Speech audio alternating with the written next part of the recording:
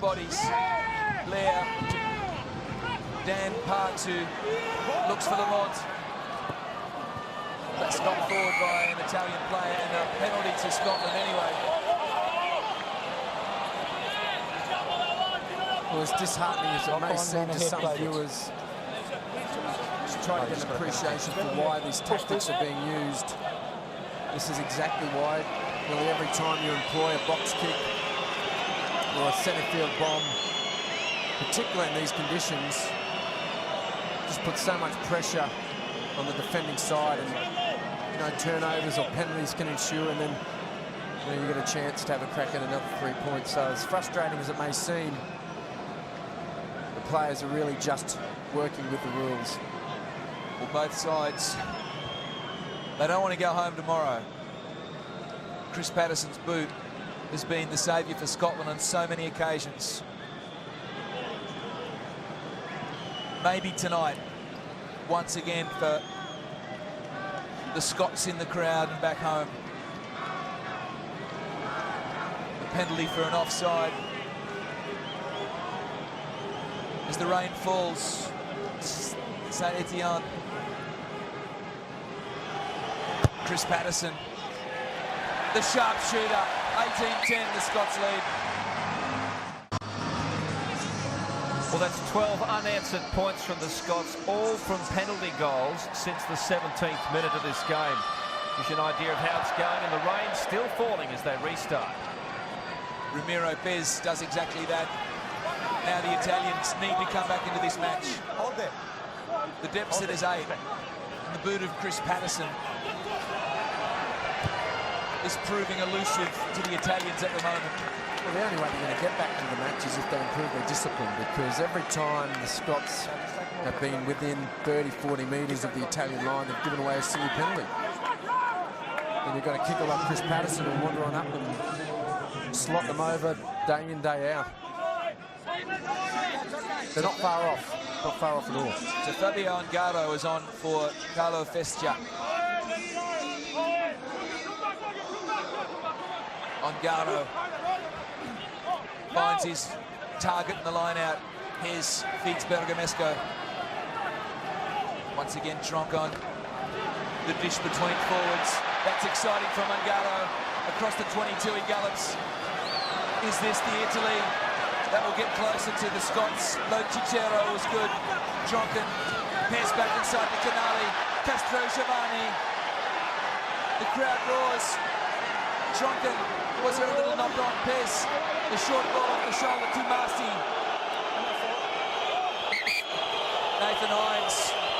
Jonathan Kaplan wants a word with you, son. Number 7 out. Bergamesco again.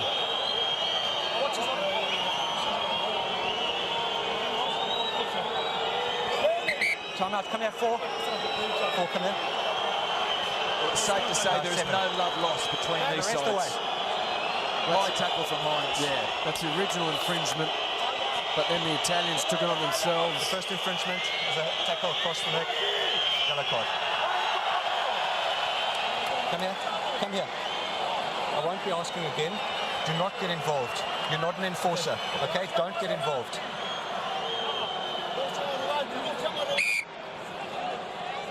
So Nathan Hines earns himself 10 minutes in the sin bin.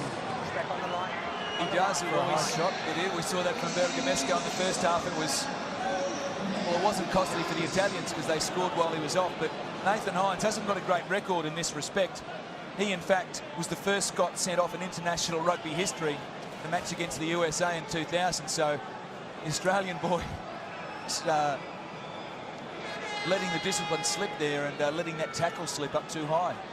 Good attacking raid we saw from the Italians finally, keeping the ball in hand. I'm not sure if it was worth a yellow card myself, but anyway, it's the decision the referee made.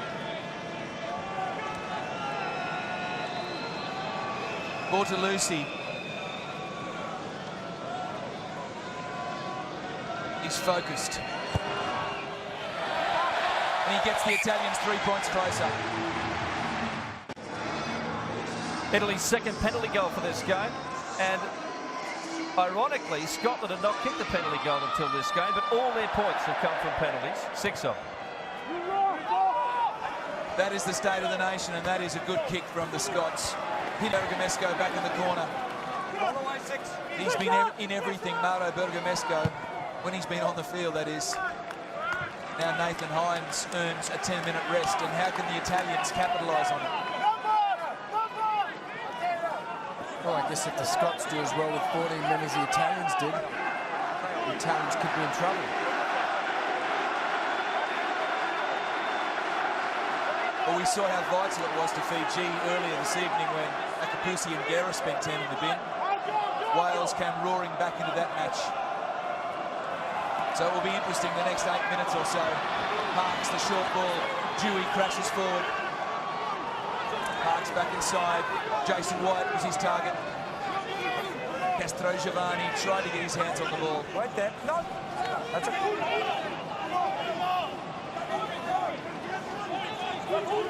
So the Scots have territory and they have possession. Lamont crashes it forward. The platform laid. Get on sides, 8 blue. The short ball there to Southwell. The Scots have lost it, so advantage Italy.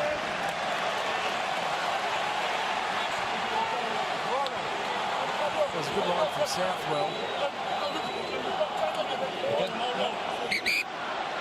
Okay, It was as Jim Hamilton tried to pick up the ball once he was already past the ball, so fairly schoolboy error from him in terms of not getting down low enough and scooping the ball up, particularly in these conditions. It's tough enough as it is. So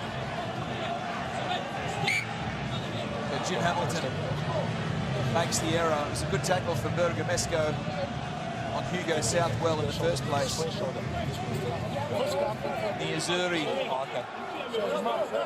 Crouch. look to relieve the pressure and get away from this end of the field as far as they're concerned. Crouch. Touch. Pause. Engage. They need to be at the other end. Well,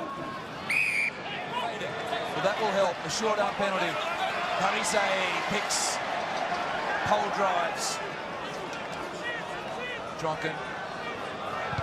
Pez. The left boot. 1, 2, 3 bounces into touch. Great kick from Pez. Just relieves all that pressure. Fading on the hit. Fading on the hit. So Jonathan Catlin just explaining to the Scottish front row why the penalty was given. Scott's fading on the hit.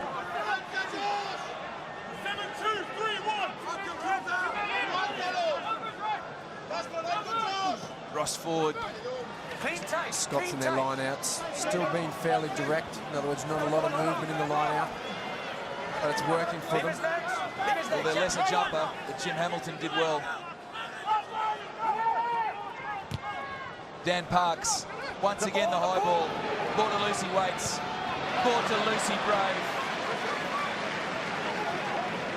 He's had a wonderful match thus far, David Bortolucci. Not yet. Tronk got the little general 101 test under his belt. Finds Pez, and Pez finds the sideline. Another great kick from Pez. They'll be happy to do this all evening. So 5 minutes left for Nathan Hines. Games like this, in these type of conditions, they do become a game of chess. 12. Tactically, 12. trying to play a bit of field position. Well, in these conditions, that has been the name of the game. 20 to go. Jonathan Catlin confirms how much time is left.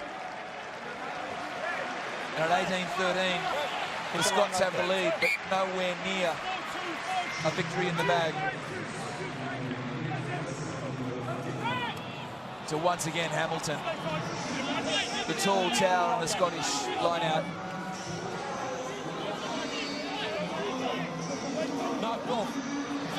Blair. That was Hugo Southwell. The touch judge is just telling me, okay? Just keep back. No, but the backs. The rain continues to fall.